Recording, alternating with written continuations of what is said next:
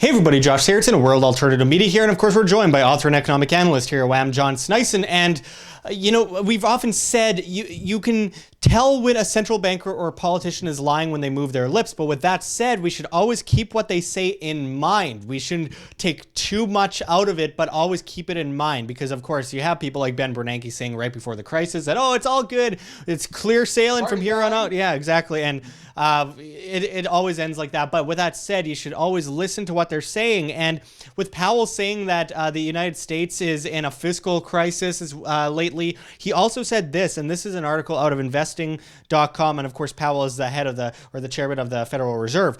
Powell says Fed may lift rates to levels that restrain growth. And as the article goes into, the Federal Reserve may eventually raise interest rates to levels where they begin to restrain economic growth, though that's still some ways off, Chairman Jerome Powell said. And I quote, "Interest rates are still accommodative, but we're gradually moving to a place where they'll be neutral, neither holding back nor spurring growth," Powell said Wednesday at an event in Washington hosted by The Atlantic magazine and the Aspen Institute. "We may go past neutral, but we're a long way from neutral at this point, probably." Keyword probably, he added. The central bank raised rates last week for the first time this year, lifting its target range to 2% to 2.25%. Since then, stock prices have flirted with fresh record highs, and the yield on 10-year treasuries has reached the highest since 2011. Fed policymakers pegged the long-run neutral rate at 3%, according to the median projection of officials released after last week's meeting. An updated dot plot of their interest rate forecasts shows them raising rates slightly above that level by the end of next year. And I quote, "The practical way we can navigate between moving too fast and moving too slow is to move gradually," Powell said. In his fourth public speaking engagement in a week, Powell repeated his upbeat assessment of the economy a day after drawing attention to the extraordinary times the U.S. is experiencing with low, steady inflation alongside very low unemployment. "The U.S. is experiencing a remarkably positive set of economic circumstances, and we're working hard to try to sustain the expansion and keep employment low and keep inflation right on target," he said Wednesday. "There's really no reason to think that this cycle can't continue for quite some time." So I want to quickly mention that. I mean, we're seeing desperation, which of course he's not going to admit to, but we're seeing desperation with the Fed and so many other central banks around the world to raise interest rates as much as they can because they're worried about going negative, because all fiat currencies eventually revert to their true value of zero, going back to 1024 AD, and this time isn't any different. They're just more seasoned at it. They're more seasoned at central planning and being frauds, right? So I mean, we are seeing these interest rates get pushed up like we've been talking about for years, and we said that we'd see this happen, and they're like, oh, well, inflation isn't too bad, and unemployment isn't too bad. Of course, you should look at the labor force participation rate for the true stats on employment. But with that said, yeah, there's a lot of people that are starry-eyed over the state of the stock market, the state of growth in the country, and this is where we see bubbles happen, because we've seen that happen in the past. We saw that in 1929. We've seen that just about 10 years ago.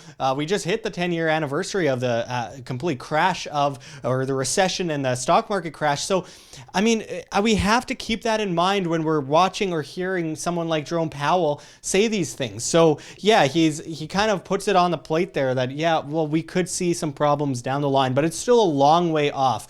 Well, okay, so just as much as we can't put a date on a crash, he can't either, and he can't put his date on a crisis. They don't know. They are just trying to avoid it as best they can, but they can't. Eventually, it has to come down. John, what do you think about all of this? Well, we can talk about, I'm going to go in a little bit in detail here on the Federal Reserve's balance sheet to see what they're up to. They're, of course, trying to get rid of all these bonds. Who is actually buying these bonds is another question, because it's not China, it's not the big countries around the world. Some idiots are buying it, or it could be the Exchange Stabilization Fund, which is, of course, connected and run by the U.S. Treasury itself, where they have about $92 billion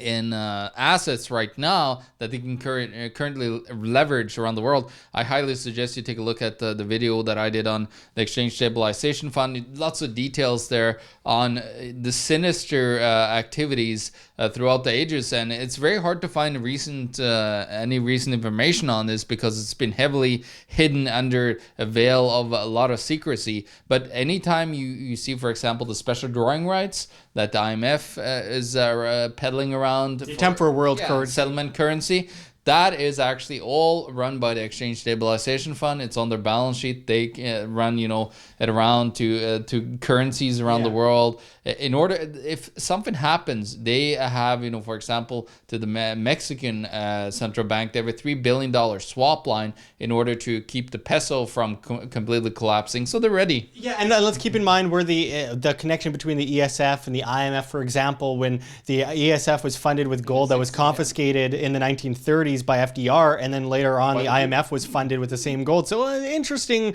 tidbit or fact there. Go on, John. What's the way of screwing over the people? That's what I think it is. It's just blatant in your face. Yeah, we took your gold, you idiots. That's what it's all about. Now we're going to start the global international bank with your money that we stole from you, took away your sovereignty, and then created a world bank with it. That's pretty hilarious when you think about it. It's just blatantly in your face, like screw you kind of thing for being a peasant and not understanding that the government isn't one to control your life and screw you over. Well, they're organized crime. They're the definition of organized crime. And the only difference between them and a mafia gang are that for some reason people put a bunch of support behind them because there's different colors of them. There's like, oh, well, maybe we can go for the red flag or we can go for the blue flag. It's all just different flavors of the same organized crime statism. And then we have the banks hand in hand with them that help defraud people and push people into debt servitude.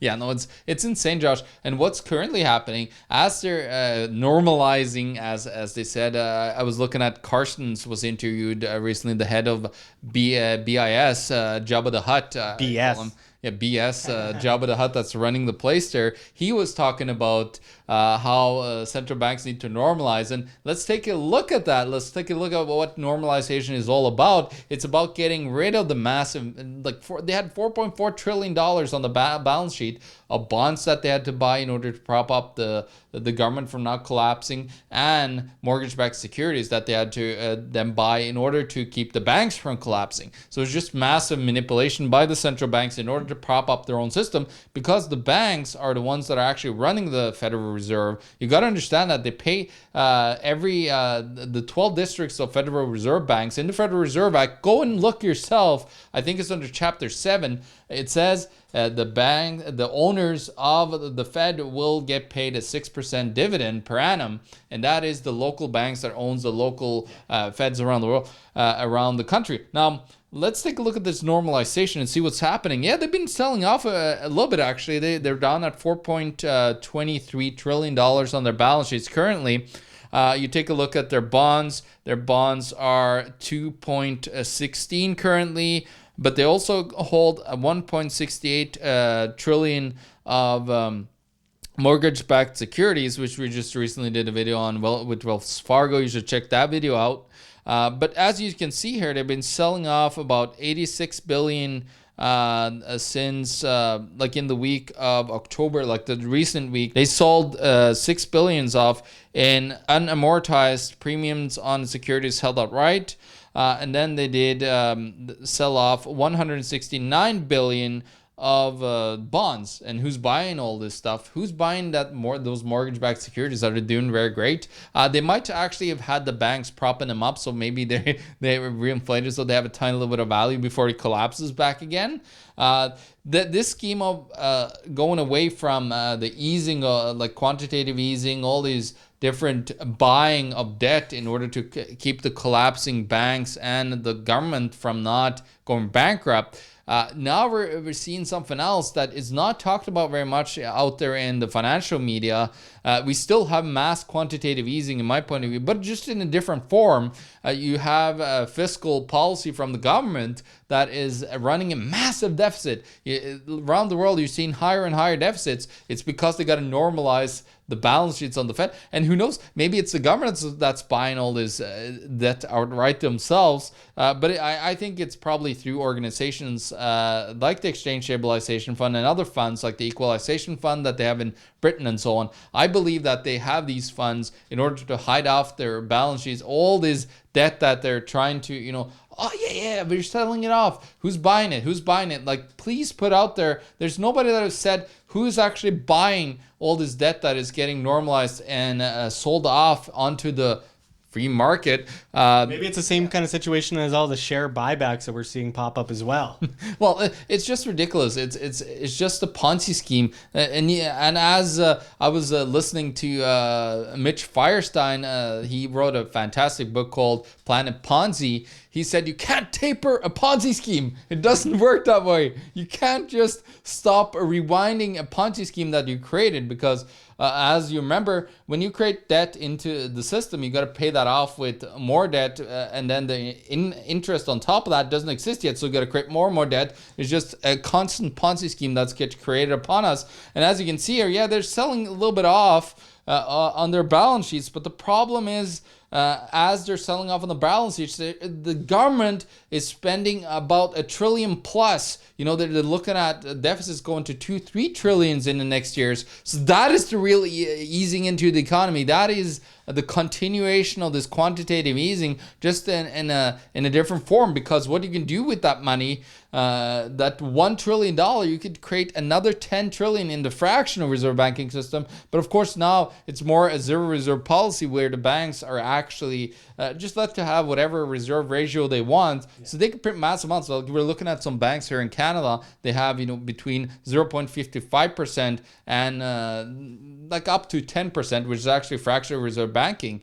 But it's just insane how the reserve ratios, they don't care about that anymore. They just let the banks print as much money as they can, and then of course create all these derivatives on top of that, Josh. Yeah. It's just a massive bubble that they are continuing. They're saying that they're normalizing the central banks, but meanwhile the government is being used to then print mass amounts of commercial bank money.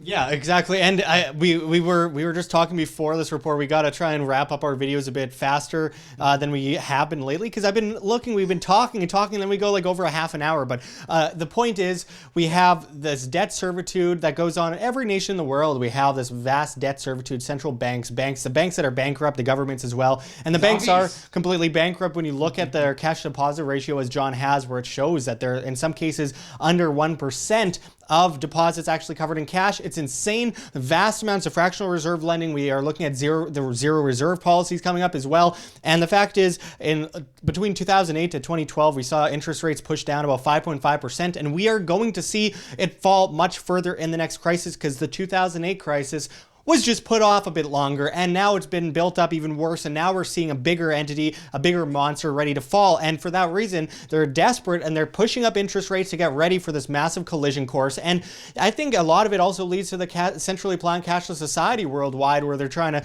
unroll that and give themselves as much time as possible to unroll it. But I'm not 100% sure they'll be successful. No, they can't have a negative interest rate without cashless society. It didn't really work in Switzerland. Mass amounts of cash are now stored in gold vaults together with the gold and silver by the rich. So that didn't work at all, having negative interest rates when you actually can take cash out. Because if you have cash, that's better than negative interest rates. But then we look at Sweden, on the other hand, which only 1% of transactions are done in cash, and they went negative how many years ago? I forget about how many years. But there's still mass distortion where people, but they're trying to limit the cash. That's, of course, Ken Rogoff said that they have to really have a cashless society in order to be successful with a negative interest rate. And that's where you're just going to see more and more of this. They're just going to come out, and next time they will collapse with, if they're at 3 point whatever percent, it doesn't matter. They have to drop it 5%, but they really want that cashless society to do it, because then you're stuck in there having to basically be stolen from depositing money into the bank that you were supposed to lend to the bank. They're actually taking money away from you now. now. It's just ridiculous, Josh. Like, how can you let any banksters, you put it into the bank, you lend it to the bank, the bank uses that to wherever sees fit. They create mortgage-backed securities, they create a whole wide array of things. They buy stocks, they do whatever they want with it. Yeah. They don't care about your money at all. They just want it so they could spend it and use it on whatever is enriching themselves. Yeah, absolutely. Crack the whip. We're going to close it off. The solutions are always the same, as we mentioned in so many videos here at WHAM. It's self-sustainability, financial responsibility, for responsibility is a hallmark of freedom itself. Food, water, shelter, self-defense. You're not gathering things for the toughest guy on the block. Of course, gold and silver as wealth insurance. Protect yourself, protect your purchasing power from the coming collision course that we are on. We cannot put a date on it, but we know that it's going to happen one way or another, so we need to be prepared. Better overly prepared than under prepared. And of course, this is our opinion, not investment advice. Gold and silver is not even an investment, it's wealth insurance. That's history. Yeah, exactly. And when it comes to investing, get tied up in crazy derivatives and ETFs, paper contract nonsense. Don't do that. Don't actually do that. Anyway, we also have cryptocurrencies that are truly decentralized, that have fundamental value, very important: scarcity, application, use, demand. Look for those. Always be careful, do your own due diligence, and be sure that you know what you're doing before you do things. It comes down to you. It's not us telling you to do something. We're just giving suggestions. We're just saying things that we believe in, that we've seen from history, and we're seeing the same things repeat over and over again. So be prepared, folks. Be ready and do whatever you can to protect yourself and your family, because in the end, it comes down to you not being dependent on these massive entities where they shove you down a bottomless pit of debt and you're forced to ask for a ladder up from the government and the banking system, pushing you right into perfect servitude to them right where they want to. So anyway, thanks for going into this with us, John. And until next time, this is Josh Sigurdson and John Sneisen signing out from World Alternative Media. Find the truth. Be the change. Like what you see here at WHAM? Don't forget to check the links below. GoFundMe, Patreon. We can't do it without you. Any donation is very much appreciated, especially as we are so vastly demonetized and censored on YouTube, as these guys come in and flag all of our content as hate speech. Also, check out our Bitcoin address below, as well as on the screen for you to scan if you please. And also check us out at steemit.com. We're at Josh Sigurdson. It's a future of social media where you get paid in the upvote of your post in cryptocurrency. Steem, that is. So make sure to check us out there. Make sure to join us at Anarchapulco 2019 with people like Jerome Powell, G. Edward Griffin, of course, Jeff Berwick, Vid Jedlicka. So many incredible speakers are going to be speaking. It's just a massively growing event. It is something you have to see to believe. So make sure to check it out below and save money on your tickets by using promo code WHAM, that's WAM, and I hope to see you there. Also, check out our newsletter as we are getting demonetized and censored and all that. We don't know what comes next, so we have an email, worldalternativemedia@gmail.com. Send us an email with subject line YES, YES, and we will include you in the newsletter where we will continuously keep you updated. So until next time, thanks for watching, everyone. This is Josh Sigurdson signing out from World Alternative Media. Find the truth, be the change.